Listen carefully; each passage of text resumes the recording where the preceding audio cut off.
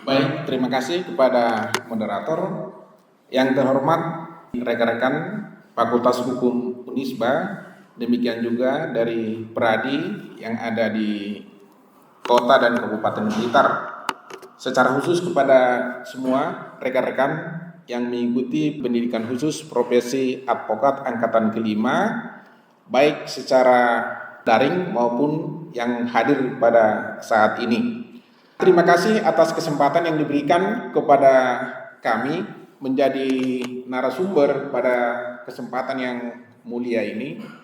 Dan menurut saya ini adalah suatu langkah yang baik ya, suatu kemajuan karena ke depan hakim dan advokat itu yang memiliki tugas dan fungsi yang sama ke depan, ya walaupun kewenangannya berbeda, tetapi tujuannya sama, adalah bagaimana kita bisa menegakkan hukum, kebenaran dan keadilan. Karena itu kita harus memiliki persepsi ataupun pemahaman yang sama terkait dengan hukum. Karena pada saat ini saya diberikan kesempatan untuk menyampaikan Kitab Undang-Undang Hukum Acara Pidana. Materi ini kalau disampaikan tentu tidak cukup ya. Kalau kita belajar waktu kuliah S1 dulu, malah satu semester pun ini tidak cukup waktu. Dan ini harus disampaikan dalam waktu singkat, yaitu lebih kurang 2 jam, sudah termasuk dengan diskusi. Karena itu saya tidak menyampaikan secara mendetail, tapi paling tidak Anda semua bisa memahami bagian-bagian pentingnya, bagian-bagian esensialnya. Karena tanggal 2 Januari 2026 yang akan datang, KUH pidana yang baru, Undang-Undang Nomor 1 Tahun 2023 akan diberlakukan. Dan demikian juga untuk mengawal KUH pidana yang baru itu telah dibuat rancangan undang-undang Kitab Undang-Undang Hukum Acara Pidana untuk menggantikan KUHP yang lama, Undang-Undang Nomor 8 Tahun 1981. Dan hal yang sama, KUHP ini juga akan diberlakukan tepatnya juga pada tanggal 2 Januari tahun 2026 yang akan datang. Dan ini telah disetujui oleh DPR di dalam rapat paripurna, dan dalam waktu dekat ini akan diundangkan dan akan dimasukkan dalam lembaran negara. Dan tentunya sekali lagi saya mau katakan bahwa ini akan berlaku pada tanggal 2 Januari tahun 2026. Karena itu tidak relevan kalau saya menyampaikan KUHP sebagaimana diatur dalam Undang-Undang Nomor 8 Tahun 1981 atau KUHP yang lama. Karena sekali lagi yang diberlakukan adalah KUHP yang baru ke depan. Karena itu saya akan mencoba menyampaikan hal-hal penting yang diatur di dalam KUHP yang baru ini atau RKUHP ini, katakanlah ini sudah menjadi KUHP sekarang ini. Mengapa KUHP harus diperbarui? Ini menjadi pokok bahasan kita. Apa perbedaan mendasar antara KUHP lama dan baru? Lalu pengaturan upaya paksa dan pra-peradilan dalam KUHP yang baru. Pengaturan prosedur, pengakuan bersalah, jenis putusan, peran pengadilan dalam setiap proses, kemudian mekanisme keadilan RJ, restoratif justice atau keadilan restoratif, proses peralihan KUHP menjadi KUHP baru, dan imunitas penegak hukum termasuk hakim dalam KUHP yang baru. Selanjutnya nanti mengapa KUHP itu harus diperbarui? Ini menjadi pertanyaan. Sebagai pembaruan hukum acara pidana mencerminkan nilai yang hidup dan berkembang dalam masyarakat serta memperhatikan perkembangan hukum internasional. Pertama, bahwa KUH pidana kita yang lama yang merupakan warisan kolonial Belanda itu sudah tidak relevan lagi. Maka karena itu dalam proses yang cukup panjang, KUH pidana yang baru Undang-Undang 1 tahun 2023 dan dipersiapkan selama 3 tahun dan efektif berlaku 2 Januari 2026 itu sudah senapas sejalan dengan budaya bangsa kita, budaya negara Republik Indonesia. Dan sekali lagi untuk mempertahankan itu, untuk menegakkan itu, maka dibuatlah KUHP. Untuk menciptakan supremasi hukum, menjamin hak tersangka, terdakwa, terpidana dan seterusnya, serta mewujudkan sistem peradilan pidana terpadu. Dan untuk mewujudkan hukum yang memiliki nurani, keadilan, kepastian dan kemampatan, sehingga dapat membawa perubahan yang signifikan terhadap penegakan hukum. Nah, itu kira-kira pentingnya mengapa dibuat KUHP yang baru ini. Lalu apa perbedaan mendasar antara KUHP 81 dan KUHP baru ya 2025. KUHP 2025 membawa paradigma baru, the new paradigm. Judicial Criminal Procedure. Hakim menjadi pusat kontrol. Nah, ini menjadi catatan. Ada kurang lebih 44 wewenang yang dimiliki oleh Ketua Pengadilan Negeri. Jadi saya nanti kewenangannya semakin bertambah, semakin meluas terkait dengan penegakan hukum atau pemberlakuan hukum pidana yang baru. Kemudian yang kedua, due process atau perlindungan HAM.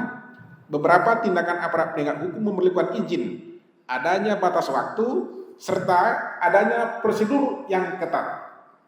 Jadi berbeda dengan KUHP pidana yang lama, itu lebih longgar, ini semakin diperketat. Dan di dalam KUHP yang baru ini diatur keadilan restoratif, yaitu pengakuan penyelesaian berbasis pemulihan, bukan kepada pemberian hukuman ataupun sanksi kepada terdakwa, tetapi bagaimana memulihkan keadaan ya antara terdakwa dengan korban ke depan. Memang selama ini sudah ada di setiap lembaga diatur keadilan restoratif itu. Ada di peraturan Kapolri, Perkapol, ada di peraturan Jaksa Agung, Berja, dan ada peraturan Mahkamah Agung nomor 1 tahun 2024 tentang keadilan restoratif. Dan dalam 3 peraturan itu berbeda-beda satu sama lain, tidak ada kesesuaian. Ketika penyidik atau polisi melakukan IRJ, mereka selesaikan sendiri tanpa minta penetapan ke pengadilan. Ketika kejaksaan melakukan restoratif justice, hal yang sama juga, mereka selesaikan sendiri, tidak minta penetapan ke pengadilan. Kebetulan ini istri saya adalah seorang jaksa juga. Jadi selama ini berbeda, maka di dalam restoratif justice di dalam KUHP ini telah ada nanti pengaturan. Hanya ada satu prosesnya dan semua nanti melalui penetapan ketua pengadilan. Selanjutnya, perbedaan mendasar antara KUHP 81 dan 2025, pemanfaatan teknologi. Di sini pelaksanaan sidang secara daring telah diakui pengakuan bukti elektronik yang selama ini hanya diatur dalam beberapa kitab undang-undang yang terserat selain daripada KUHP yang sudah ada. Kemudian jenis putusan baru, ada putusan pemaafan hakim atau judicial pardon, kemudian putusan pengenaan tindakan. Jadi selama ini kalau hukuman itu hanya pidana ataupun denda, dan ke depan sudah ada tindakan. Tindakan itu bisa kerja sosial, yaitu. Jadi nanti kalau rekan-rekan sudah lulus menjadi advokat, nanti jangan heran kalau terdakwa itu hanya dijatuhi tindakan, bukan hukuman. Jadi sama seperti anak dalam sistem peradilan pidana anak yang melakukan tindak pidana tidak harus dibina di LPKA, tetapi bisa dijatuhkan tindakan berupa apa? Dikembalikan kepada orang tua. Dinyatakan bersalah, tetapi untuk keadilan, untuk kepentingan yang terbaik bagi anak, si anak itu dikembalikan kepada orang tua. Kemudian ada juga pra-peradilan, objeknya diperluas, meliputi pemblokiran, penyadapan, pelarangan bepergian bagi tersangka.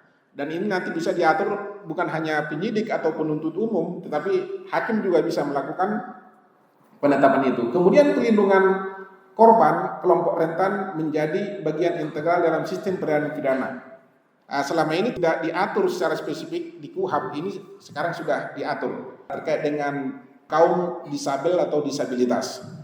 Selanjutnya di slide yang ke-6, upaya paksa dalam KUHP 2025 pasal 1 angka 14 dan seterusnya.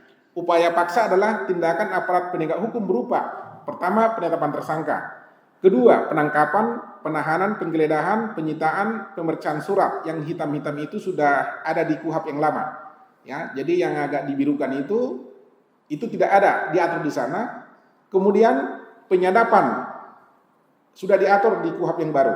Pemblokiran, kemudian larangan bagi tersangka atau terdakwa untuk keluar wilayah Indonesia.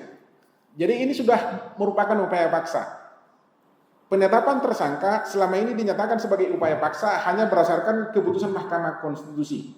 Maka sebelum-sebelumnya rekan-rekan advokat yang mengajukan pra-peradilan ke pengadilan negeri untuk menyatakan penetapan tersangka tidak sah karena itu sudah merupakan upaya paksa. Ya, hanya ditetapkan tersangka itu sudah upaya paksa, padahal pengetahuan kita selama ini upaya paksa itu kan kemerdekaan seseorang itu dirampas, ya, kebebasan seseorang itu dirampas dan dimasukkan di dalam tahanan, kan kira-kira seperti itu. Nah, ini sekarang sudah menjadi berubah dengan penambahan-penambahan itu. Selanjutnya, syarat penetapan tersangka didasarkan minimal 2 alat bukti. Di dalam KUHP yang lama juga sudah diatur. Surat penetapan tersangka SPT ditandatangani oleh penyidik dan diberitahukan paling lama 1 hari terhitung sejak SPT dikeluarkan. SPT, surat penetapan tersangka, harus meliputi pertama identitas tersangka, di KUHP yang lama sudah ada. Yang kedua, uraian singkat perkara. Nah, ini sebelumnya tidak ada. Dan kemudian hak tersangka. Jadi harus ditegaskan di sana seperti dalam hukum-hukum barat. Ketika dia ditetapkan tersangka, harus langsung diberitahukan hakmu untuk didampingi oleh penasihat hukum atau advokat. Kemudian dalam hal tersangka tertangkap tangan, penyidik segera menerbitkan SPT, surat penetapan tersangka.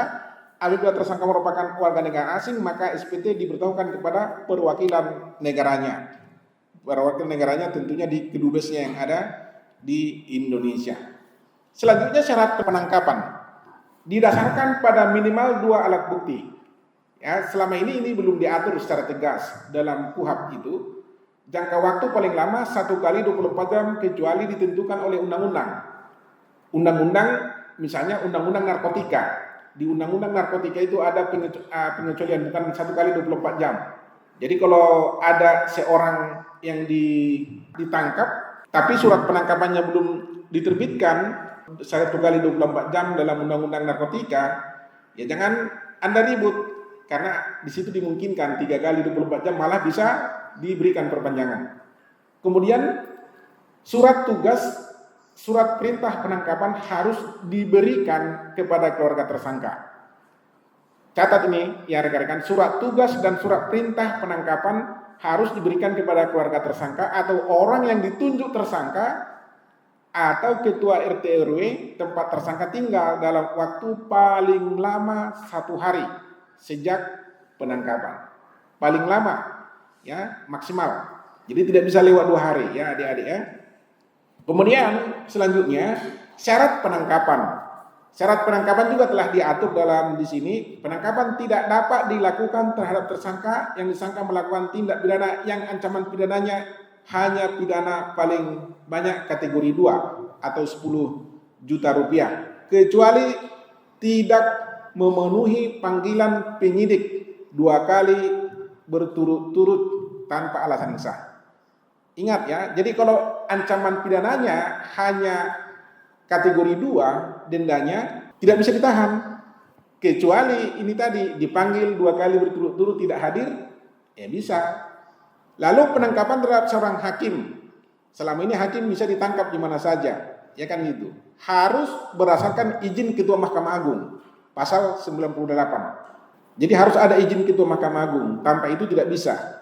Yang berwenang menangkap adalah penyidik Polri, Kejaksaan, KPK, TNI Angkatan Laut. TNI Angkatan Laut tentunya itu kaitan dengan pengawasan wilayah teritorial Indonesia. Sedangkan PPNS, penyidik tertentu selain Polri dan PNS tidak bisa menangkap kecuali atas perintah penyidik Polri. Nah, selama ini bisa ada PPNS yang melakukan penangkapan misalnya undang-undang lingkungan hidup, undang-undang kehutanan atau undang-undang yang berserak-serak yang lain itu. Dilakukan penangkapan sendiri, dia hanya melakukan koordinasi ke kepolisian. Ini tidak, ini berbeda. Tidak bisa menangkap kecuali atas perintah penyidik.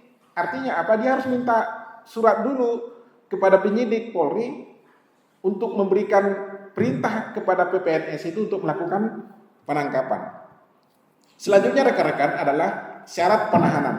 Yang berwenang menahan adalah penyidik. Dalam hal ini Polri, KPK, Kejaksaan, TNI Angkatan Laut, penuntut umum dan hakim. Nah, itu sudah ada sebelumnya. Penyidik pembantu PPNS dan penyidik tertentu tidak dapat melakukan penahanan kecuali atas perintah penyidik Polri. Jadi kewenangan polisi ini juga diperluas ini. Dan ini yang diperdebatkan oleh aktivis-aktivis sipil. Penahanan terhadap seorang hakim harus berdasarkan izin Ketua Mahkamah Agung. Pertama tadi penangkapan, kemudian penahanan juga harus izin Ketua Mahkamah Agung. Lalu tersangka dan atau terdakwa yang melakukan tindak pidana yang diancam dengan pidana penjara 5 tahun atau lebih, atau melakukan tindak pidana tertentu sebagaimana disebutkan dalam pasal 100 ayat 2. Selama ini di dalam KUHP yang lama, seseorang tersangka yang melakukan tindak pidana di bawah 5 tahun juga bisa ditahan. Contoh, penganiayaan 351 ayat 1 Kitab Undang-Undang Hukum Pidana yang ancaman pidananya 2,8 tahun bisa ditahan. Kemudian pasal 335 juga bisa ditahan yang ancamannya di bawah 5 tahun. Kemudian ada seperti penggelapan, itu juga dilakukan penahanan, padahal ancaman cuma 4 tahun. Ke depan itu tidak bisa lagi, rekan-rekan, tidak bisa dilakukan penahanan. Ini mohon dicatat ya. Syarat penahanan ada di sini. Syarat penahanannya mengabaikan panggilan penyidik dan seterusnya, saya tidak sampaikan lagi. Terus berupaya melarikan diri, berupaya merusak dan menghilangkan barang bukti, melakukan ulang tindak pidana dan seterusnya dan seterusnya. Kata jika dalam pasal 100 tersebut dapat menimbulkan penafsiran bahwa syarat huruf A sampai dengan huruf H di atas menjadi syarat untuk dilakukannya penahanan. Jadi intinya ke depan, syarat penahanan dilakukan oleh penyidik, penuntut, ataupun hakim itu semakin diperketat. Selanjutnya, slide yang ke-12, jangka waktu penahanan oleh hakim. Saya tidak ulang lagi, kita sudah bahas karena tidak berbeda dengan undang-undang KUHP yang lama. Ya. Lalu perpanjangan khusus pasal 107, 30 hari tambah 30 hari dengan alasan tersangka atau terdakwa menderita gangguan fisik atau mental yang berat yang dibuktikan dengan surat keterangan dokter, atau perkara yang sedang diperiksa diancam dengan pidana penjara 9 tahun atau lebih. Jadi tidak berbeda dengan KUHP yang lama. Masa penahanan terlampaui ini diatur, sebelumnya tidak di dalam KUHP. Bila masa penahanan terlampaui, hakim wajib mengeluarkan tersangka dari tahanan mengacu pada pasal 107 ayat 6. Pelaksanaannya seperti dikeluarkan dari tahanan demi hukum tanpa penetapan pengeluaran tahanan. Tersangka atau terdakwa dapat melakukan keberatan atas perpanjangan penahanan khusus sebagaimana maksud pasal 107. Mekanismenya tidak diatur. Penuntut umum dapat mengajukan perlawanan terhadap penangguhan penahanan kepada KPN pasal 105. Jadi ini sebelumnya tidak ada diatur ini. Jadi jaksa sudah bisa mengajukan perlawanan terhadap penangguhan penahanan kepada KPN. Lalu penggeledahan pasal 112 dapat dilakukan terhadap rumah, pakaian, badan, transportasi, ditambah dengan informasi elektronik. Sebelumnya tidak ada di KUHP. Lalu dokumen elektronik dan atau benda lainnya. Dokumen elektronik itu belum ada di KUHP, hanya sebelumnya diatur dalam undang-undang transaksi elektronik atau undang-undang lain yang berkaitan, undang-undang perlindungan data pribadi misalnya ya. Lalu penggeledahan pasal 113, slide yang ke-15. Sebelum melakukan penggeledahan, penyidik mengajukan permohonan izin kepada KPN. Nah, ini dia. Permohonan izin kepada KPN di mana lokasinya, dasar ataupun fakta yang dipercaya terdapat barang bukti terkait dengan tindak pidana itu. Penyidik hanya dapat melakukan pemeriksaan atau penyitaan barang bukti yang terkait dengan tindak pidana. Dalam keadaan mendesak, penyidik dapat melakukan penggeledahan dahulu tanpa izin dari KPN, Ketua Pengadilan. Keadaan mendesak itu meliputi letak geografisnya, tertangkap tangan, berpotensi merusak dan atau menghilangkan barang bukti, dan situasi berdasarkan penilaian penyidik. Namun demikian harus segera juga dimintakan persetujuan terhadap penggeledahan itu. Penggeledahan pasal 113.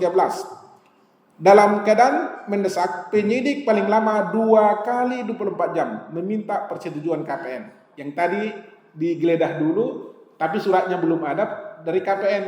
Dalam 2 hari wajib diajukan permintaan kepada Ketua Pengadilan. Ketua Pengadilan paling lama 2 kali 24 jam mengeluarkan penetapan. Penetapannya bisa menolak. Dalam hal menolak, untuk memberikan persetujuan harus disertai dengan alasan. Penolakan mengakibatkan hasil penggeledahan tidak dapat dijadikan alat bukti.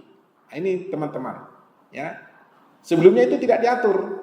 Jadi kalau saya nanti menolak, datang polisi, Pak Kapolres Kota Blitar atau Kabupaten, minta persetujuan penggeledahan yang dilakukan di rumah si seseorang ini atau si tersangka ini. Saya tolak. Maka hasil penggeledahan itu, barang bukti yang didapatkan dari hasil penggeledahan itu tidak dapat dijadikan menjadi barang bukti dalam perkara nanti di pengadilan. Jadi kewenangan ketua pengadilan bertambah ini nanti. Penggeledahan di luar wilayah hukum di slide selanjutnya. Ketika terjadi dilakukan di luar wilayah hukum, maka harus diketahui oleh ketua pengadilan negeri. Misalnya begini, tindak pidana itu terjadi di sini, di Blitar, tapi harus dilakukan penggeledahan di Tulung Agung atau di Malang. Ya, penyidik tidak perlu meminta persetujuan dari pengadilan negeri Tulung Agung ataupun Malang. Tetap dari Blitar, Tulung Agung ataupun Malang hanya diberitahu, harus diketahui oleh ketua pengadilan negeri dan didampingi oleh penyidik daerah hukum tempat penggeledahan tersebut dilakukan. Oke, teman-teman, bisa dipahami ya? Nanti tanya jawab, nanti kita berikan kesempatan biar kita selesaikan dulu ya. Penyitaan pasal 119 sampai dengan 120. Ya, permohonan kepada KPN juga, ini makin tabah ini tugas saya. KPN dalam jangka waktu 2 hari wajib mengeluarkan penetapan persetujuan atau penolakan juga. Dan dalam keadaan mendesak, penyidik dapat melakukan penyitaan tanpa izin KPN hanya atas benda bergerak. Misalnya mobil, ya, motor. Untuk itu dalam jangka waktu paling lama 5 hari kerja wajib meminta persetujuan KPN. Jadi berbeda yang sebelumnya tadi, 2 hari, ini 5 hari malah lebih longgar. Selanjutnya di slide yang ke-19, penyitaan keadaan mendesak, letak geografis, tertangkap tangan, tersangka berpotensi berupaya merusak, menghilangkan benda atau aset tersebut, mudah dipindahkan dan seterusnya. Dan situasi berdasarkan penilaian penyidik. Di dalam KUHP yang lama itu tidak diatur. Selanjutnya slide 20, penyitaan pasal 120 sampai 121. KPN dalam jangka waktu paling lama 2 hari wajib mengeluarkan penetapan persetujuan atau penolakan. Dalam hal KPN menolak untuk memberikan izin penyitaan atau persetujuan penyitaan harus disertai dengan alasan. Harus jelas alasannya mengapa ditolak dan mengapa dikabulkan. Misalnya ditolak, ketua pengadilan menolak dengan alasan bahwa barang bukti itu tidak ada kaitannya dengan tindak pidana yang diduga dilakukan oleh tersangka. Nah gitu. Contoh konkret, seseorang diduga melakukan tindak pidana pencabulan. Lalu yang disita juga adalah rumahnya terdakwa, gitu ya. Untuk apa disita itu kan itu? Atau yang disita misalnya adalah parangnya itu ya. Ada kerisnya misalnya, keris yang mahal, harga ratusan juta. Untuk apa itu disita? Ya. Kecuali keris itu digunakan untuk mengancam si korban supaya si korban pasrah untuk diperkosa kan gitu. Ya, atau dilakukan pencabulan. Nah, kira-kira demikian. Jadi kalau tidak ada kaitannya dengan tindak pidana, ketua pengadilan bisa menolak. Hal yang sama dengan menyetujui. Disebutkan menimbang bahwa karena barang bukti tersebut diduga ada kaitannya dengan tindak pidana yang dilakukan oleh tersangka. Misalnya tersangka membonceng korban dengan menaiki sepeda motor bebek warna hitam, maka oleh karena itu sepeda motor bebek warna hitam tersebut dapat dijadikan menjadi barang bukti dalam perkara ini, erat kaitannya, dan oleh karena itu dapat diizinkan penyitaannya, kira-kira seperti itu. Lalu benda yang dapat disita, benda atau tagihan tersangka atau terdakwa yang seluruh atau sebagian diduga diperoleh dari tindak pidana atau sebagai hasil dari tindak pidana. Misalnya dia melakukan tindak pidana korupsi, ya, kemudian dia beli motor, ya motornya bisa disita karena itu hasil dari tindak pidana. Atau terdakwa melakukan penggelapan, kemudian dia membeli handphone, maka handphonenya juga bisa dilakukan penyitaan karena itu dari hasil tindak pidana. Alat yang dilakukan tindak pidana, misalnya parang. Ya, parang ini dilakukan untuk melukai si korban. Itu juga disita karena itu digunakan untuk melakukan tindak pidana. Atau narkotika, ya. Benda yang telah dipergunakan untuk melakukan tindak pidana, benda yang dipergunakan untuk menghalang-halangi penyidikan tindak pidana, ini sebelumnya tidak dilakukan, tidak dilakukan. Kemudian benda yang khusus dibuat atau diperuntukkan untuk melakukan tindak pidana, benda yang tercipta dari satu tindak pidana, ini sebelumnya tidak diatur, ya. Atau benda yang diduga merupakan hasil tindak pidana namun pemiliknya tidak diketahui. Nah, ini juga bisa dilakukan penyitaan. Selanjutnya, benda yang dapat disita, benda yang berada dalam sitaan karena perkara perdata atau karena pailit juga dapat disita. Jadi ini secara tegas ada kaitannya dengan kepailitan. Walaupun telah ditetapkan pailit oleh pengadilan niaga, misalnya Surabaya, Jakarta, Medan, atau Makassar, itu bisa disita. Padahal dalam undang-undang bahwa benda yang sudah dinyatakan budel pailit itu kan tidak bisa dialihkan, ya. Tapi untuk perkara pidana itu bisa disita. Nilai keseluruhan dari pidana yang disita tidak melebihi dari nilai kerugian daripada tindak pidana. Contoh, seseorang diduga melakukan tindak pidana korupsi. Korupsinya itu adalah 1 miliar. Tetapi yang disita itu 10 miliar. Nah itu. Ya kalau nilai korupsinya 1 miliar, yang disita ya 1 miliar saja nilainya, kan gitu. Jangan pula ikut kapalnya disita. Kapalnya aja harganya 100 miliar. Korupsinya cuma 1 miliar, kan kira-kira seperti itu. Ya rekan-rekan ya. Kemudian dalam hal benda sitaan tidak sesuai dengan ketentuan sebagaimana dalam ayat 1, KPN memerintahkan penyidik untuk mengembalikan. Sebelumnya ini tidak diatur. Jadi KPN sudah bisa mengembalikan, itu terlalu banyak itu kau sita ini Pak Jaksa, terlalu banyak kau sita itu Pak Polisi, ya kan? Kembalikan sudah, buat penetapan. Ketentuan lebih lanjut mengenai nilai benda dapat disita sebagaimana dimaksud dalam ayat 3 diatur dalam peraturan pemerintah. Jadi nanti kita akan tunggu lagi nih rekan-rekan ya. Izin penyitaan juga, ketua pengadilan negeri yang daerah hukumnya meliputi tempat keberadaan benda tersebut. Penyidik dapat memilih salah satu dari pengadilan negeri di mana barang itu berada, ya. Kalau ada di beberapa tempat, di beberapa wilayah hukum yang berbeda, Mahkamah Agung menetapkan atau menunjuk pengadilan negeri lain kalau ada persengketaan siapa yang berwenang. Lalu di luar negeri penyitaan dilakukan oleh Pengadilan Negeri Jakarta Pusat. Selanjutnya, penyitaan benda yang tidak diketahui pemiliknya. Nah, ini sering jadi persoalan ini. Yang disita benda yang tidak diketahui pemiliknya. Contoh, ada kayu, gelondongan kayu ditemukan banyak 100 kubik di pinggir jalan. Tidak diketahui siapa pemiliknya. Takut itu orang lari dia atau ditinggalkan truknya di situ. Tidak ada identitas siapa pemiliknya. Kira-kira ini dia. Penyitaan terhadap benda yang pemiliknya tidak diketahui sebagaimana dimaksud dalam 123 diajukan permohonan penyitaan oleh penyidik kepada Ketua Pengadilan Negeri. Ketua Pengadilan Negeri paling lama 3 hari memerintahkan panitera untuk mengumumkan permohonan penyitaan. Bisa diumumkan di koran, bisa di website pengadilan. Kemudian dalam hal tidak terdapat keberatan terhadap permohonan, Ketua Pengadilan Negeri menunjuk hakim tunggal. Nah, ini sebelumnya tidak diatur untuk memeriksa, mengadili dan memutus permohonan penyitaan tersebut. Berdasarkan permohonan penyitaan yang diajukan oleh penyidik, hakim memutus benda tersebut sebagai aset negara atau dikembalikan kepada yang berhak. Ternyata di belakangan hari diketahui yang berhak itu orang lain, pihak ketiga yang beritikat baik, tidak ada kaitan dengan tindak pidana, bisa dikembalikan langsung. Hakim harus memutus permohonan penyitaan sebagaimana dimaksud tersebut dalam waktu 7 hari kerja. Layaknya seperti pra-peradilan. Selanjutnya di dalam slide yang ke-25, penyitaan.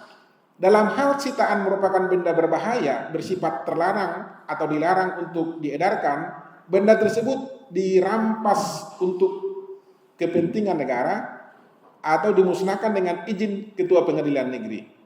Tetap izin dari Ketua Pengadilan Negeri. Dengan atau tanpa disaksikan tersangka, terdakwa atau advokatnya, dengan mengundang tersangka, terdakwa ataupun advokatnya. Nanti ini tugas Anda juga. Selanjutnya penyadapan. Ini tidak diatur dalam KUHP yang lama. Pasal 136. Penyadapan diakui sebagai bagian dari upaya paksa. Namun ketentuan tentang penyadapan akan diatur dengan undang-undang. Ini sudah masuk dalam prolegnas tahun 2026. Prolegnas itu menjadi prioritas utama untuk dibahas dalam undang-undang mengenai penyadapan sesuai dengan putusan MK. Karena ada putusan MK 5 tahun 2010, ya tidak bisa sembarangan menyadap. Anda sebagai seorang penyidik menyadap seorang wanita karena wanita itu diduga berselingkuh atau pacarmu berselingkuh kepada orang lain, Anda sadap itu tanpa melalui prosedur yang benar itu tidak bisa. Anda beberkan itu hasil percakapannya itu dengan pacarnya, itu juga merupakan tindak pidana. Karena itu melanggar hak subjek data pribadi seseorang. Lalu pemeriksaan surat, prinsipnya tidak jauh berbeda dengan Undang-Undang Nomor 8 Tahun 1981. Slide 27. Pemblokiran dapat dilakukan oleh penyidik, penuntut, atau hakim harus mendapatkan izin KPN. Mau hakim pun dia harus minta izin KPN. Misalnya dalam proses sidang nih, ini layak ini rekening dari seseorang ini harus diblokir karena diduga uang itu mengalir kepada rekening orang lain. Minta izin kepada ketua pengadilan untuk pemblokirannya. Tidak diatur sebelumnya di KUHP. Permohonan izin minimal meliputi uraian tindak pidana, relevansi dengan tindak pidana yang sedang diproses, dan bentuk dan tujuan pemblokiran yang akan dilakukan terhadap masing-masing objek yang diblokir itu. Selanjutnya, slide 28, pemblokiran pasal 140 KUHP yang baru, KPN wajib meneliti secara cermat permohonan tersebut, harus diteliti. Kemudian dalam jangka waktu paling lama 2 hari terhitung sejak permohonan izin diajukan. Ketua pengadilan dapat meminta informasi tambahan dari penyidik.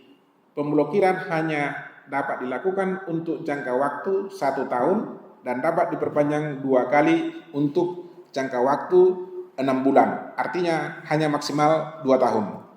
Selanjutnya, pemblokiran pasal 140 dalam keadaan mendesak, pemblokiran dapat dilaksanakan tanpa izin KPN dalam keadaan mendesak. Namanya mendesak, ya. Jadi mendesak ini banyak. Tapi tidak ada orang mendesak jatuh cinta toh? Ya kan? Nggak ada kan? Jatuh cinta itu muncul pelan-pelan. Tidak ada orang tiba-tiba jatuh cinta langsung mendesak, aduh aku cinta sekali sama kau gitu kan, nggak bisa kan gitu kan. Itu kan ada prosesnya ya. Potensi dialihkan harta kekayaan, ada tindak pidana terkait informasi dan seterusnya, situasi berdasarkan penilaian penyidik. Jadi situasi itu poin 1 dan 2 3 itu berdasarkan penilaian penyidik. Ya ini sekali lagi menjadi subjektivitas penyidik yang sering dipersoalkan oleh masyarakat sipil. Lalu selanjutnya pemblokiran pasal 140 dalam hal KPN menolak untuk memberikan persetujuan pemblokiran harus disertai dengan alasan. Penolakan mengakibatkan pemblokiran wajib dibuka dalam jangka waktu paling lama 3 hari kerja. Contoh konkret, si ayah ini melakukan tindak pidana korupsi. Kemudian anaknya sedang kuliah di Jakarta misalnya. Rekening anaknya juga diblokir. Sehingga anaknya tidak bisa kuliah, tidak bisa makan. Karena itu satu-satunya rekening dia. Dan tidak ada indikasi bahwa uang hasil korupsi itu mengalir ke sana. Karena yang masuk ke rekening dia hanya uang bulanan. Kan kira-kira seperti itu. Yang stay di rekeningnya dia hanya 25 juta. Ikut diblokir. Nah ini bisa ditolak oleh ketua pengadilan. Slide 31. Larangan bagi tersangka atau terdakwa untuk keluar wilayah RI. Ada pasal 141, ada pencekalan. Bisa dilakukan oleh penyidik, penuntut umum, ataupun hakim. Juga ada di sini prosedurnya seperti apa, diatur di dalam KUHP yang baru. Slide selanjutnya. Hal yang perlu diperhatikan terkait upaya paksa. Pada upaya paksa terdapat beberapa hal yang perlu ditegaskan. Di antaranya definisi kata segera. Nah ini, karena di KUHP yang sebelumnya juga segera, apabila tersangka ditangkap ataupun ditahan, maka penyidik segera memberitahukan kepada keluarganya. Tapi kata segera ini tidak ditentukan limitasinya, batasnya berapa lama. Definisi kata segera apakah dapat diartikan pada hari itu juga atau pada hari yang sama menurut putusan MK nomor 3 tahun 2017 dimaknai 7 hari. Situasi ini berdasarkan penilaian penyidik perlu ada tolok ukurnya. Ini diperlukan tolok ukurnya berapa lama. Ya. Ruang lingkup pra peradilan pasal 158. Sah atau tidaknya upaya paksa. Sah atau tidaknya penghentian penyidikan, penuntutan, permintaan ganti rugi, rehabilitasi yang perkaranya dihentikan, baik pada tahap penyidikan atau penuntutan, penyitaan benda atau barang yang tidak ada kaitannya dengan tindak pidana. Ini semua sudah diatur sebelumnya di KUHP yang lama. Ditambah dengan KUHP yang baru, penundaan terhadap penanganan perkara tanpa alasan yang sah. Penundaan terhadap penanganan perkara tanpa alasan yang sah. Berlarut-larut itu penanganan perkaranya, tidak jelas. Penangguhan, pembantaran, penahanan. Jadi penangguhan, pembantaran, penahanan juga sudah masuk menjadi subjek dari pra peradilan di KUHP yang baru. Ini pekerjaan Anda nanti semakin meluas ini. Kemudian pra peradilan pasal 160, permohonan pemeriksaan mengenai penyitaan benda atau barang diajukan oleh pihak ketiga. Jadi pihak ketiga juga sudah bisa mengajukan permohonan pra peradilan. Contoh konkret, si tersangka ini melakukan suatu tindak pidana, katakanlah korupsi, tindak pidana korupsi. Lalu ada mobil orang lain pihak ketiga yang disita. Tidak ada kaitannya dengan tindak pidana itu. Hanya karena mereka sering ketemu, sering bercerita-cerita gitu ya. Sering ngopi-ngopi bareng, sering jalan-jalan bareng gitu ya. Sehingga mobil itu disita. Jadi pihak ketiga itu bisa, apa kaitannya dengan tindak pidana korupsi dari tersangka, terdakwa? Nggak ada. Nah, bisa dijadikan. Permohonan pemeriksaan sah atau tidaknya pelaksanaan upaya paksa hanya dapat diajukan satu kali untuk satu hal yang sama. Dibatasi nih, hanya satu kali. Karena terkadang pra peradilan itu diajukan berulang kali. Sudah diputus oleh hakim, tidak dapat diterima atau ditolak, diajukan lagi besok-besoknya. Permohonan pra peradilan sebagaimana dimaksud dalam pasal 158 tidak dapat diajukan jika tersangka melarikan diri atau status dalam daftar pencarian orang. Ini dibatasi. Tersangkanya tidak ketemu atau dia di Singapura. Dia mengajukan permohonan pra peradilan melalui kuasa hukumnya. Itu tidak bisa lagi. Jadi nanti misalnya tersangkanya DPO ini, tapi Anda ketemu dengan dia sebagai advokat. Lalu Anda mengajukan pra peradilan, itu tidak bisa karena sudah dibatasi di sini. Slide 35, pra peradilan pasal 164. Putusan pra peradilan terhadap permohonan sebagaimana dimaksud dalam pasal 160 dan seterusnya tidak dapat dimintakan banding. Catat, tidak boleh banding. Jadi jangan Anda ngotot nanti banding ke PN Blitar terhadap putusan pra peradilan yang menetapkan tidak sahnya penghentian penyidikan atau penuntutan sehingga dapat dimintakan putusan akhir, kecuali terhadap putusan pra peradilan yang menetapkan tidak sahnya penghentian penyidikan. Ketika ditetapkan tidak sah penghentian penyidikan itu bisa dimintakan banding, dan itu upaya hukum yang terakhir. Selama ini kan pra peradilan tidak ada upaya hukum. Ini Anda nanti sudah bisa mengajukan upaya hukum banding khusus yang menetapkan tidak sahnya penghentian penyidikan. Artinya Anda dari pihak korban. Selanjutnya slide 36, hukum acara pra peradilan diatur di sini. Pemeriksaan sebagaimana dimaksud dalam huruf B dilakukan secara cepat dalam jangka waktu paling lama 7 hari terhitung sejak permohonan dibacakan. Hakim harus sudah menjatuhkan putusannya. Dalam keadaan termohon tidak hadir sebanyak 2 kali persidangan, pemeriksaan pra peradilan tetap dilanjutkan dan termohon dianggap melepaskan haknya. Sebelumnya ini bisa termohon berulang-ulang tidak hadir, diajukan oleh advokat pra peradilan.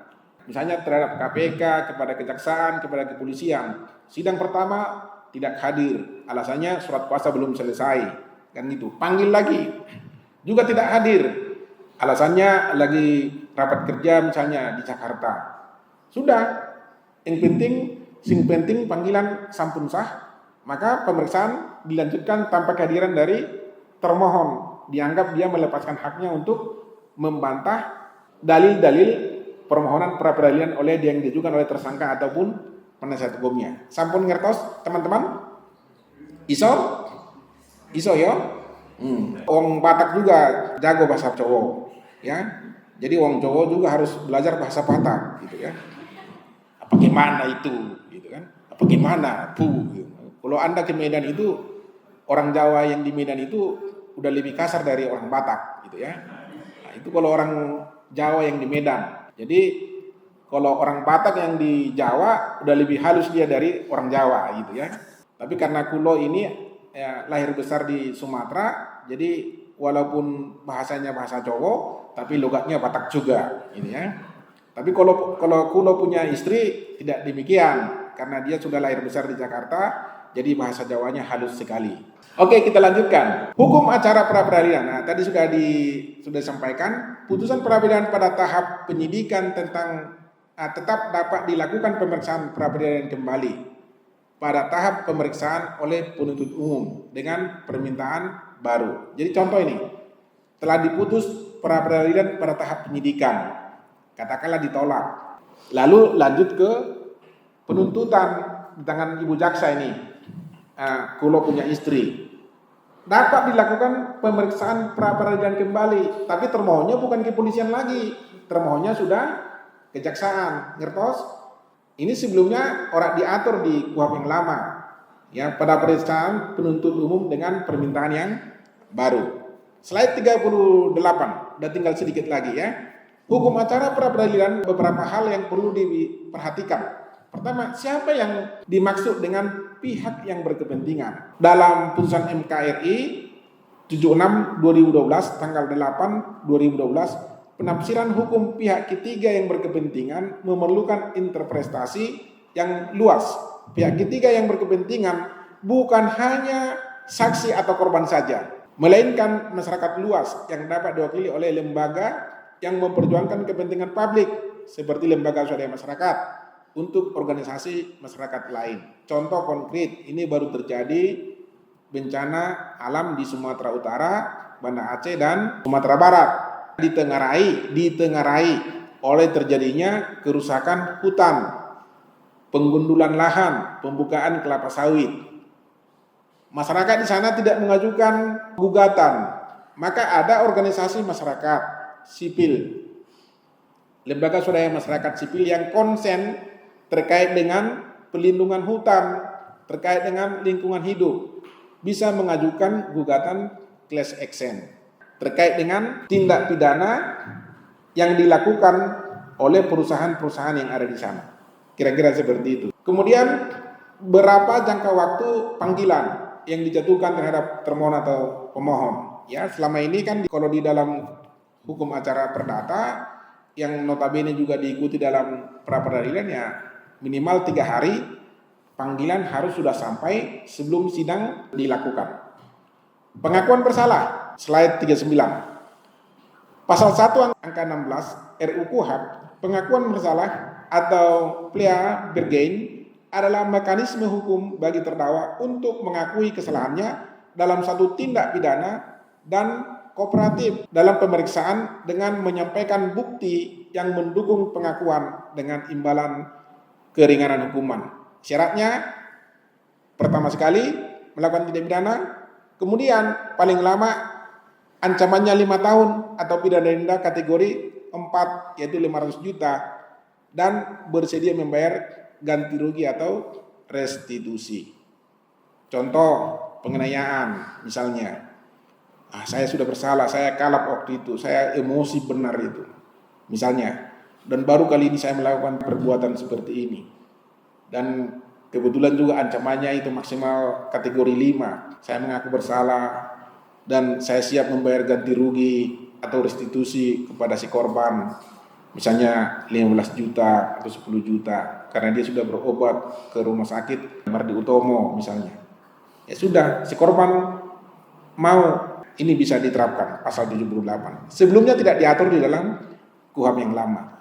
Pengakuan bersalah atau plea bergein pasal 78. Terdakwa wajib didampingi oleh PH. Anda, tugas Anda ini penasihat hukum.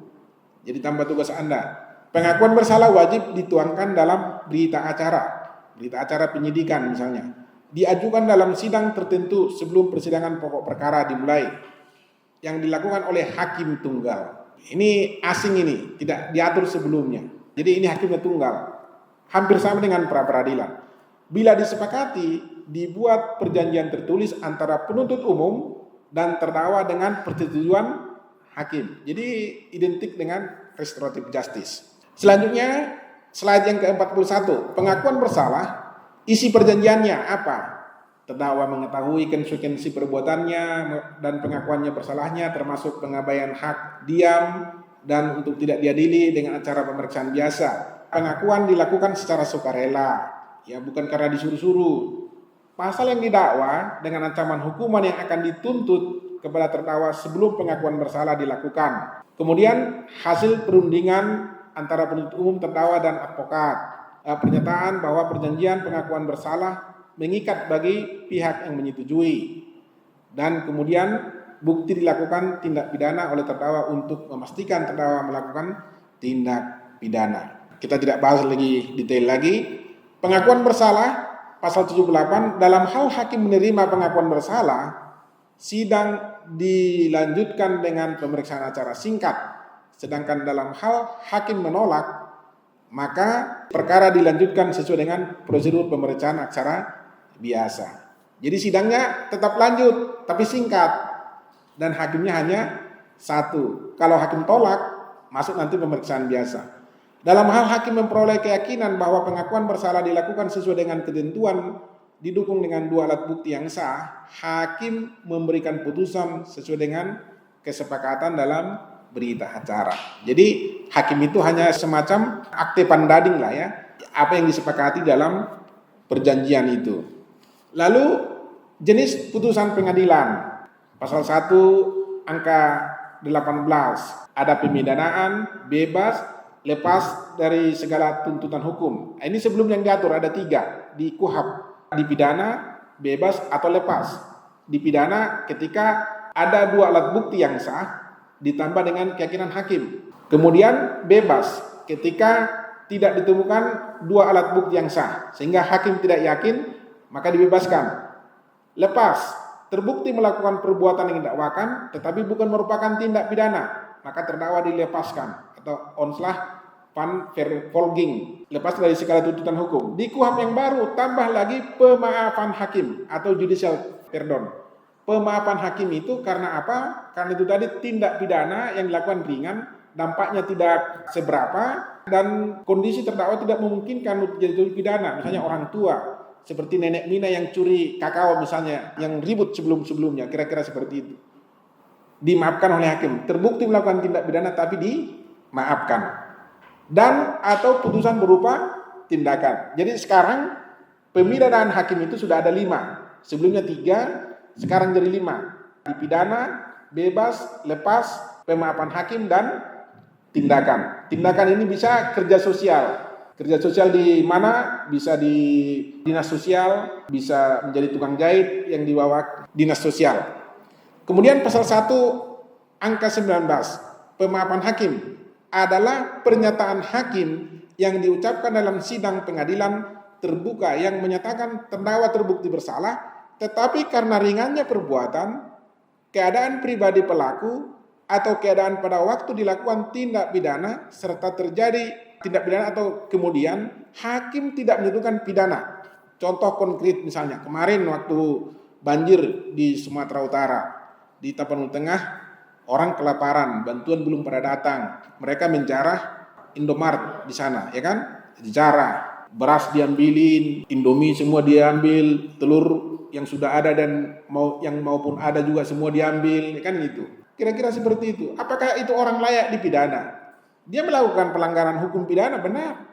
Ya, mencuri, mengambil, tapi itu dia lakukan mengapa? Dia sudah tidak makan lagi, anaknya sudah mau mati, istrinya juga sudah seperti itu. Bantuan belum ada, ya sudah, ya dimaafkan, kira-kira seperti itu. Bisa dipahami teman-teman ya? Kemudian 44. Putusan pemidanaan. Dalam hal hakim berpendapat hasil pemeriksaan sidang pengadilan tindak pidana yang dakwakan terbukti, maka terdakwa dijatuhi pidana, dikenakan sanksi berupa pidana atau tindakan. Oke?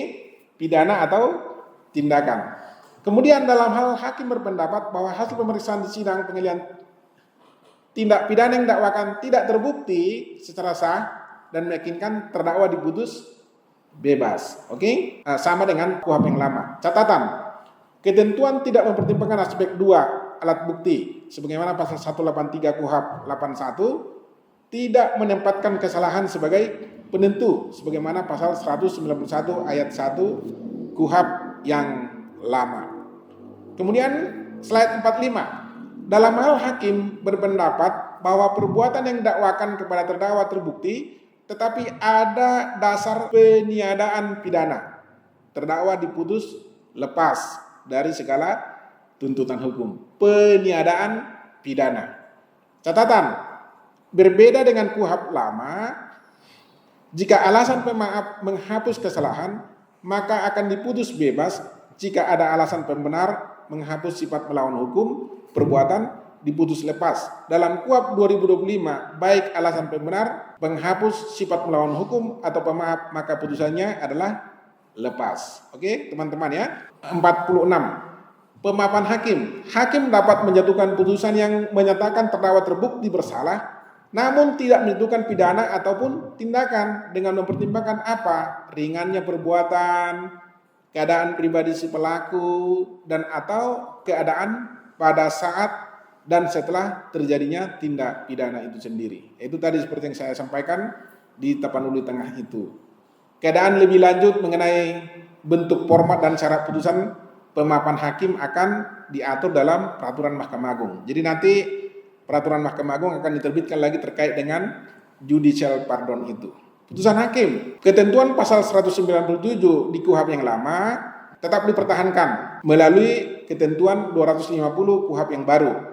Meskipun sebelumnya terdapat uji materi terhadap pasal 197 ayat 1 KUHP yang lama yang dikabulkan MK terkait putusan yang batal demi hukum. Hakim wajib mempertimbangkan pedoman pemidanaan dalam KUHP 2023. Jadi di dalam KUHP 2023 itu diatur pedoman pemidanaan dan itu wajib dipertimbangkan hakim dalam putusannya yang dibuat dalam format khusus. Mahkamah Agung menyusun dalam format putusan terkait dengan pedoman pemidanaan itu. Jadi Mahkamah Agung selama ini sudah banyak menerbitkan peraturan Mahkamah Agung.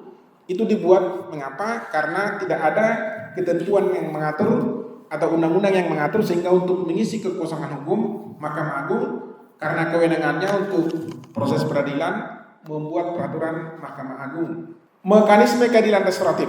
Pasal 1 angka 21 KUHP mengatur keadilan restoratif adalah pendekatan penanganan perkara tindak pidana yang dilakukan dengan melibatkan pihak baik korban, keluarga korban, tersangka, keluarga tersangka, terdakwa, atau pihak yang terkait yang bertujuan untuk mengupayakan pemulihan keadaan seperti semula. Mekanisme keadilan restoratif justice ini dalam pasal 78 sampai 88 KUHP dilaksanakan pada tahap yang pertama tadi penyelidikan, ya, masih penyelidikan, belum ada tersangkanya, bisa dilakukan RJ.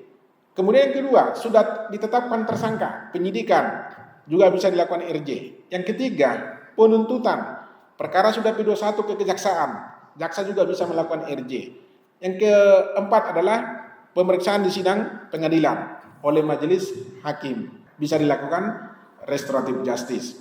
Ruang lingkup mekanisme RJ, tindak pidana hanya dengan tindak pidana paling banyak kategori 3. Kategori 3 itu di dalam KUHP yang baru adalah 50 juta rupiah atau diancam dengan pidana penjara paling lama 5 tahun.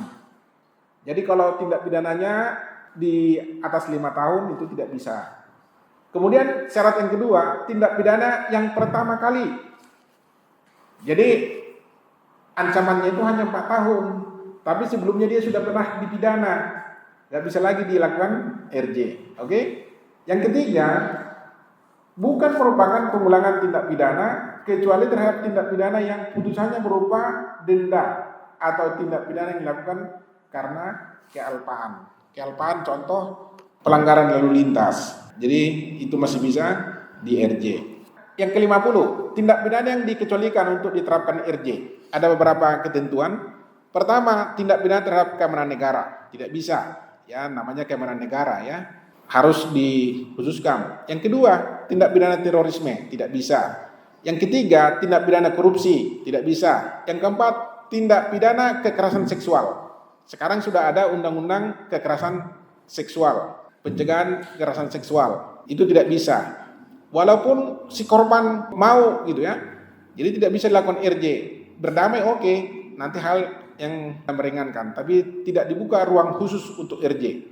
Kemudian tindak pidana yang diancam dengan pidana penjara 5 tahun lebih, kecuali karena kealpaan. Jadi ancamannya 5 tahun lebih, tapi karena dia pelanggaran lalu lintas, si korban meninggal dunia itu bisa. Tindak pidana yang diancam dengan pidana minimum khusus juga tidak bisa.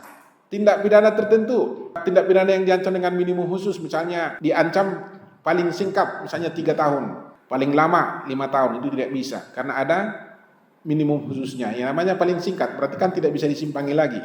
Itu maksudnya. Tindak pidana tertentu yang sangat membahayakan atau merugikan masyarakat dan tindak pidana narkotika kecuali yang berstatus sebagai pengguna dan penyalahguna.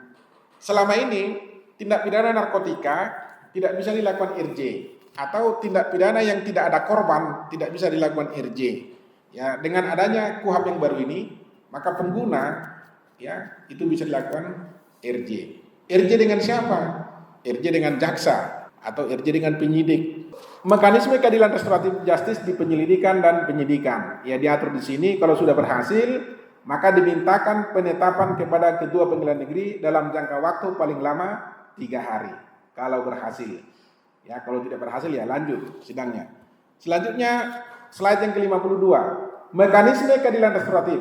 Surat ketetapan penghentian penuntutan dalam jangka waktu paling lama 3 hari dimintakan penetapan kepada KPN dan wajib disampaikan kepada penyidik. Pada tahap penuntutan, mekanisme keadilan restoratif dilakukan melalui kesepakatan untuk menyelesaikan perkara di hadapan penuntut umum.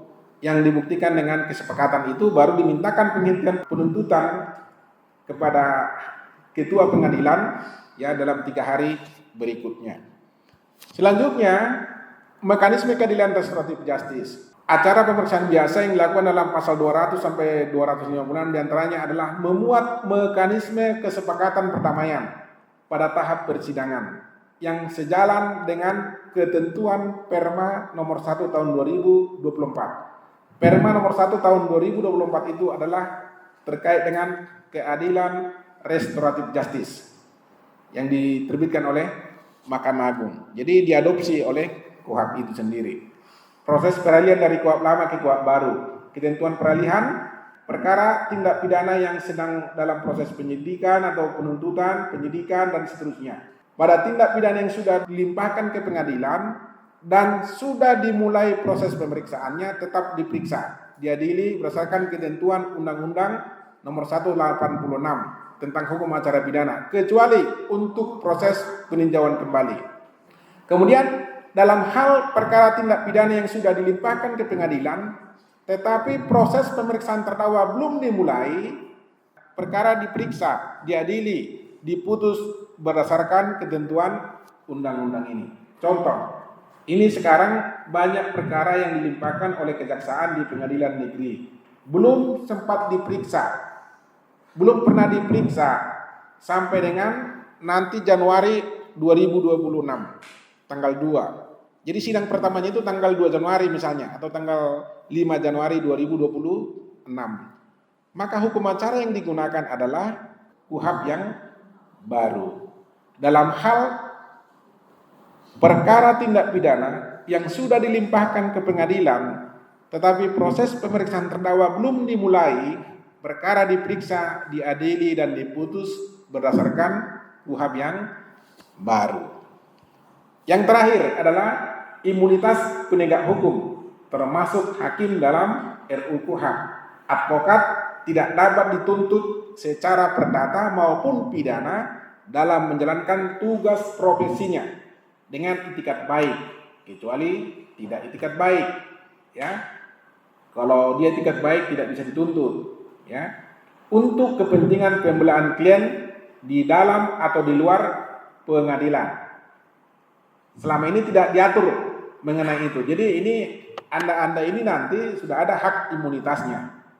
Nah, Pak polisi, saya tidak bisa ditangkap, dituntut karena saya membela kepentingan klien saya. Ya, kalau sekali lagi Pak polisi mau menangkap saya, maka saya akan tuntut saudara pra peradilan dengan ketentuan yang sudah ada di KUHP yang baru. Nah, itu. Lalu advokat dalam berhubungan dengan tersangka, terdakwa atau terpidana diawasi oleh penyidik, penuntut umum atau petugas lembaga pemasyarakatan tanpa mendengar isi pembicaraannya. Nah itu ya. Jadi orang iso didengar, polisi orang iso nguping dia. Udah ketemulah dengan terdakwa di sana, ya. Tapi dia penyidiknya dengar-dengar, nguping dia. Kemarin ketahuan kalian kan, begini-begini ceritanya. Itu nggak bisa lagi, ya. Itu bisa diawasi tapi nggak bisa didengar. Mengapa? Karena mungkin ada hal-hal yang penasihat hukum memberikan nasihat hukum kepada terdakwa, gitu. Nanti mau sidang seperti ini ya tidak masalah, gitu ya. Penangkapan dan penahanan terhadap hakim harus atas seizin dari ketua Mahkamah Agung. Jadi selama ini itu tidak ada, ya. Jadi hakim kadang takut sidang, takut ditangkap, kira-kira seperti itu. Nah, jadi itulah intisarinya ya rekan-rekan yang saya sampaikan kepada Anda semua. Sekali lagi saya menyampaikan KUHAP yang baru kepada Anda, bukan KUHAP yang lama, karena kalau KUHAP yang lama itu sudah Anda pelajari selama ini. Dan ingat sekali lagi, ini sudah berlaku efektif tanggal 2 Januari 2026. Karena itu Anda, semua kita, siapapun harus paham terkait dengan ini. Jadi ini bagian dari sosialisasi atau penyuluhan hukum juga kepada warga masyarakat. Maka ini kami rekam juga dan nanti akan disebarkan juga di channel YouTube, baik channel YouTube pribadi saya maupun channel YouTube Pengadilan Negeri Blitar kelas 1A, ya. Demikian kira-kira teman-teman yang bisa saya sampaikan, ya. Ikan cepat, ikan gabus lebih cepat, lebih bagus. Namun demikian waktu masih ada bagi kita untuk bisa tanya jawab lebih kurang 45 menit ke depan. Saya akhiri dengan wassalamualaikum warahmatullahi wabarakatuh. Terima kasih. Kita berikan kepada terlebih dahulu kepada